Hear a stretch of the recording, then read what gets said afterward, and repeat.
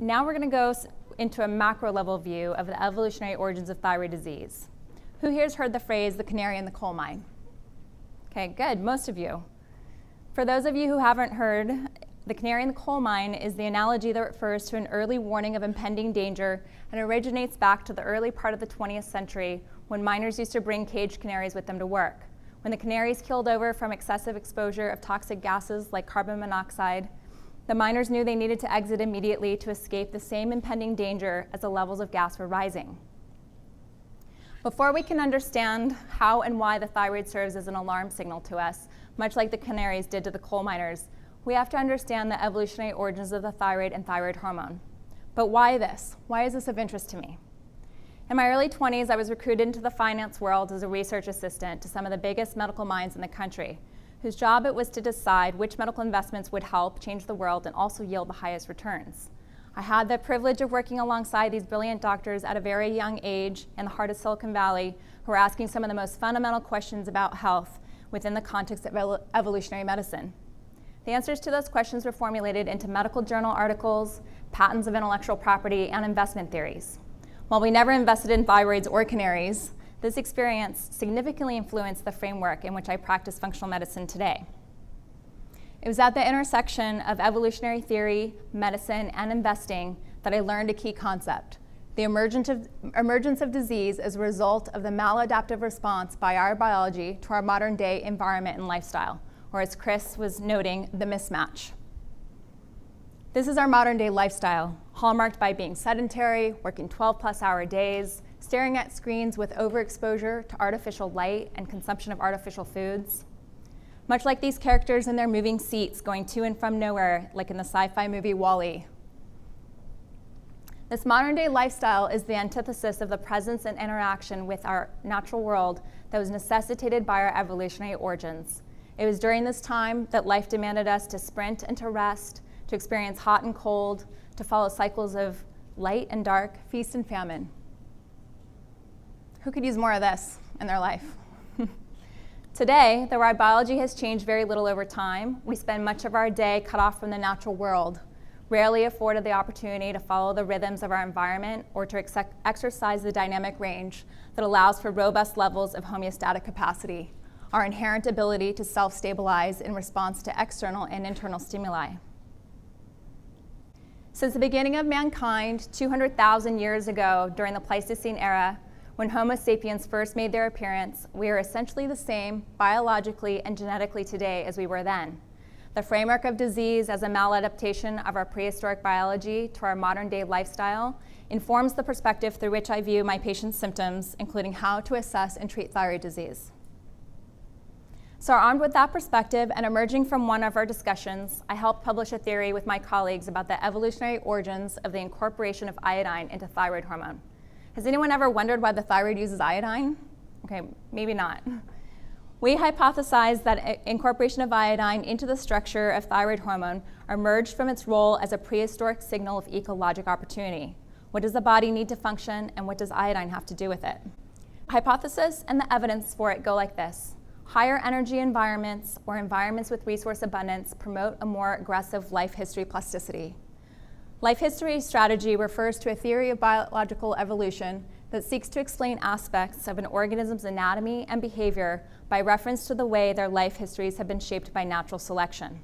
In other words, an organism's reproductive development and behaviors, such as when it reaches sexual maturity, how early it is first able to reproduce, the number of offspring it has, how little or how much parental involvement there is, and the length of its lifespan, all depended on the physical and ecological environment of the organism.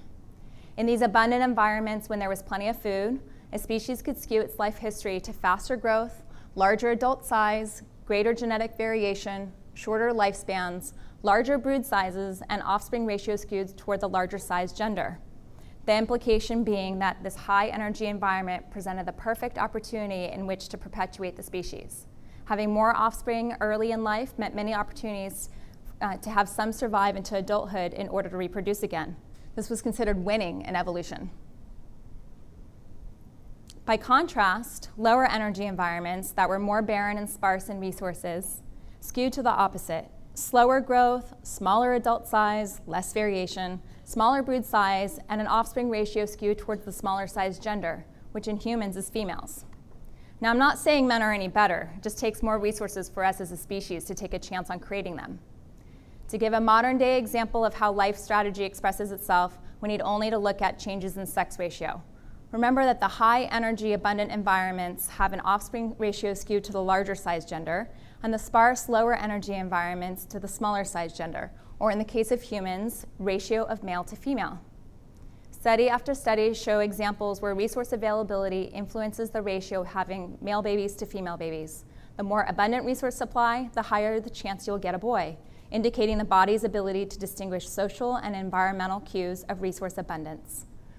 For example, data pulled from over 86,000 surveys showed that respondents living with a spouse or partner had a statistically significant 51.5% sex ratio skewed to male, versus only 49.9% in respondents who were not partnered, independent of other factors such as economic status, parental age, or paternal bias against daughters. If we equate the abundant environment with a two-parent household and the more scarce environment with a single-parent household, you can see the way this plays out. More boys were born to the former and more girls to the latter. Numerous examples of this have been shown in the literature where following war or natural disasters, the sex ratio skews to fewer male offspring than female, when the opposite is true during times when things are going well. We may be able to conclude that this response is potentially a signal of resource scarcity that results from a war-torn country, or in a war-torn country. This determination may occur through analysis of bottom-up data such as caloric intake or top-down data such as ambient temperature. Integration of various sources of data then allows for the development of fitness strategies tailored to life history. For example, caloric restriction slows metabolism and extends lifespan. A 2008 study published in the journal Thyroid showed that an extended fasting state induced significant changes in the hypothalamic pituitary thyroid axis, with a downregulation of thyrotropin-releasing hormone, thyroid-stimulating hormone, and T3 and T4, which the study concluded likely represented an energy-saving mechanism which could be vital to survival during times of food shortage. Another study published in Frontiers in Zoology just a couple of months ago proved that environmental cues such as ambient temperature drop induced suppression of metabolism in brown bears as they entered into a state of hibernation. Numerous studies have shown that circulating levels of thyroid hormone are reduced in hibernating animals. Reduced temperature and restricted resources are variables that influence our energy-regulating gatekeeper, the thyroid. It is in this response to environmental signals that the thyroid can protect us like the canary did the coal miners. So how did a reduction in caloric intake or the onset of winter when it's cold and few things grow well become coupled with a downregulation of thyroid hormone activity? The answer may lie in the evolution of how thyroid hormone production became dependent on the availability of iodine. When the earth was covered largely in water and there were primordial organisms that started their life in the sea, resource abundance meant thick, flourishing beds of sea kelp. To these organisms, which used consumption as their primary means to sample their environment, thereby acquiring information, thick kelp forests conferred the presence of higher energy environments. More kelp meant more food. A more nutrient-rich sea salad bar meant this was a better environment in which to have many large broods. It's been theorized that kelp and other marine algae, which emerged into existence some 20 million years ago, long before us, formed the basis of our food chain. Kelps are one of the many types of algae that populate the ocean surface and are one of the richest sources of iodine in biology. Kelps are characterized by variable life cycles, one of which accumulates iodine at 30,000 times its concentration in the ocean and up to 1% of its dry weight. 1% may not sound like much, but we're talking about a single element. Evidence suggests that iodine was concentrated in kelps for its antimicrobial and antioxidant properties, similar to how we use iodine in the antiseptic betadine. It was in the emergence of kelp as the basis of our food chain that we hypothesized iodine may have represented a reliable proxy of ecologic potential, as thicker kelp forests meant more resource abundance. In times of abundance, a species could take more risks. Measurements of iodine by each species up the food chain could serve as a far more effective signal detection mechanism than pure measurement of caloric intake, since not all calories are created equal in terms of their nutrient density. With each successive member of the food chain, the incorporation of a basic element like iodine obviates the likelihood that it was involved in a signaling, as it could be potentially modulated based on how each member of the food chain put it to use. We believe that it was the concentration of iodine in the kelp forests of our prehistoric ecosystems that led to its emergence as a substrate for the production of thyroid hormone, which we all know is made up of a tyrosine molecule surrounded by molecules of iodine.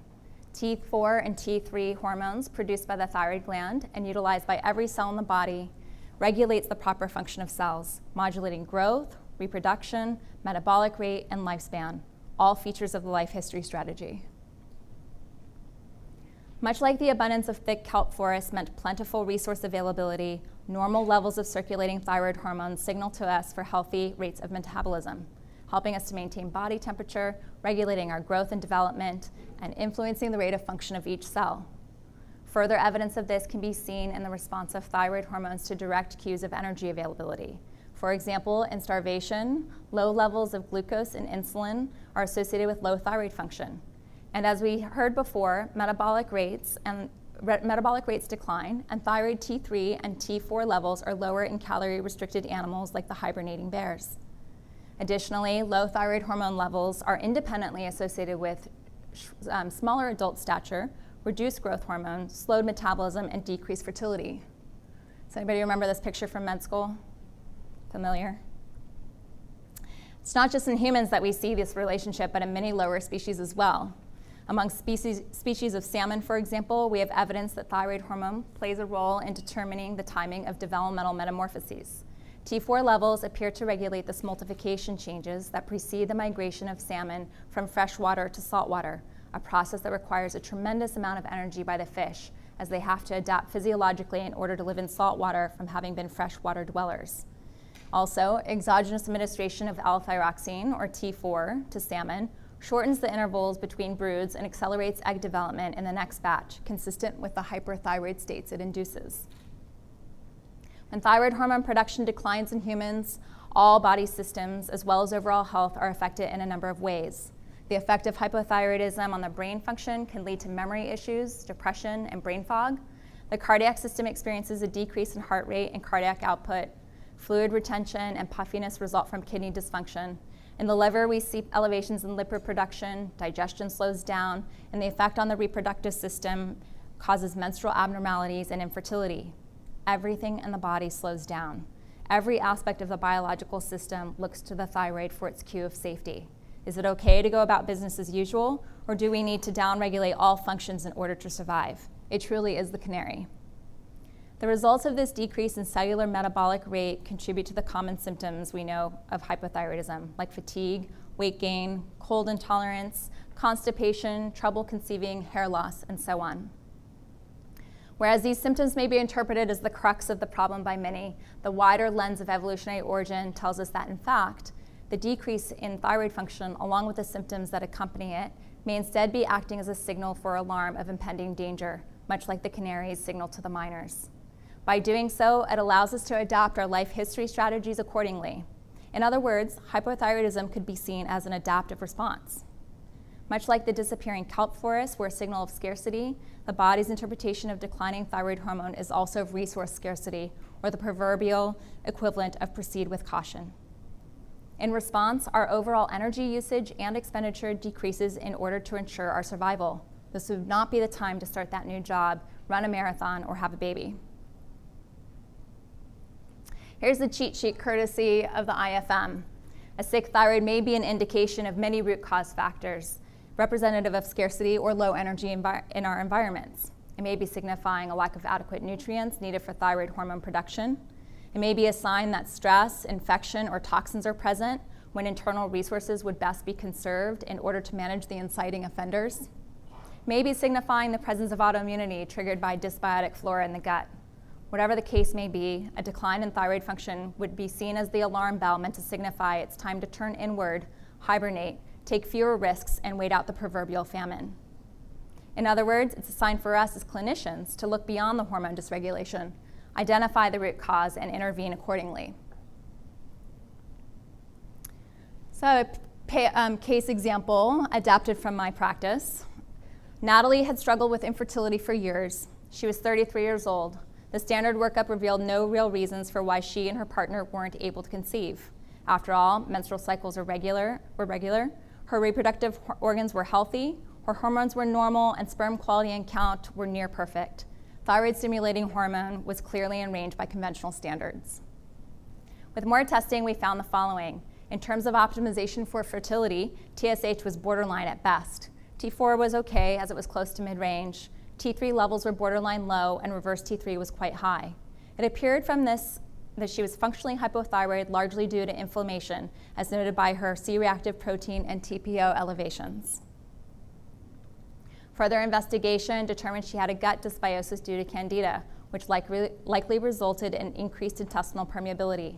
Her leaky gut allowed gliadine antigens from her favorite pasta meals into her bloodstream, which triggered her immune response marked by inflammation and elevated thyroid antibodies. A gluten-free diet, treatment with antifungal agents, probiotics and digestive enzymes, as well as efforts to repair the intestinal barrier, resulted in a dramatic drop of inflammation and thyroid antibodies. With the addition of key nutrients that had also been missing, like iron and vitamin D3, Natalie's thyroid function improved, returning to near optimal levels. A month after that, she was pregnant. What is the takeaway here? How can we offer the most benefit to our patients?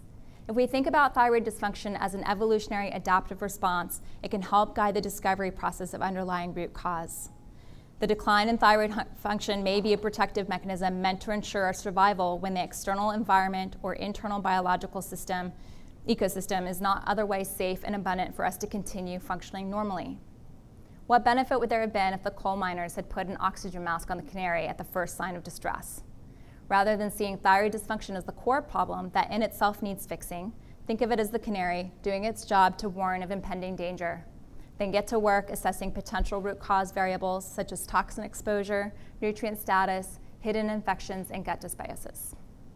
Thank you. Thanks so much for watching, and for more great clips like this, please subscribe to our YouTube channel. I've created a special free video just for you. It's called the 5 Steps to Becoming a Leader in Your Wellness Community, and it'll give you some of the starting points on how to position yourself as the leader in your zip code of your health community. All you have to do is click on the link below.